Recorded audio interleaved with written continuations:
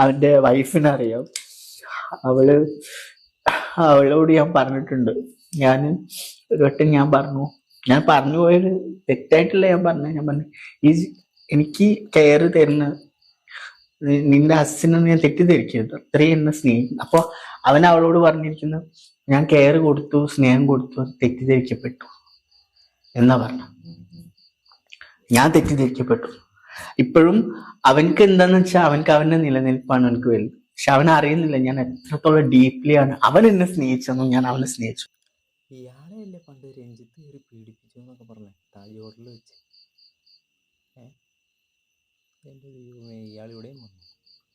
ആ, അന്നാണ് എനിക്ക് എന്താ പറയുക, ഒരു ദാമ്പത്യം തകരാൻ ആദ്യം അവിഹിതങ്ങളൊക്കെയാണ്.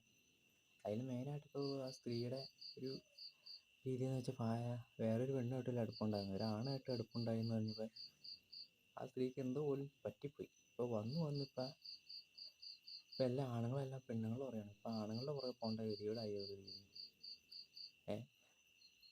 വന്നൊരു കുടുംബം നശിപ്പിച്ചു. ആ രഞ്ജിത്ത് എന്ന് പറഞ്ഞ മനുഷ്യനെ വിട്ടിട്ട് എന്തോ കള്ളത്തര വ്യാജ പരാതിയൊക്കെയാന്ന് പറഞ്ഞേ, ഞാൻ ക്രൂരമായിട്ട് ഉപദ്രവിച്ചു എന്നൊക്കെ പറഞ്ഞുകൊണ്ട് ഭയങ്കര ഇതാണ്. ഇപ്പോൾ വേറെ ഒരുത്തൻ്റെ കുടുംബവും നടന്നു.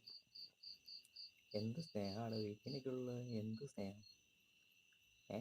ഒരുത്തൻ്റെ കുടുംബമായിട്ട് സമാധാനത്തോട് ജീവിക്കുമ്പോൾ എന്തിനായി കുത്തി എടുക്കാനൊക്കെ പോണത്? കണ്ടു കിടന്ന് കരഞ്ഞിട്ട് വല്ല കാര്യമുണ്ടോ? കഷ്ടം.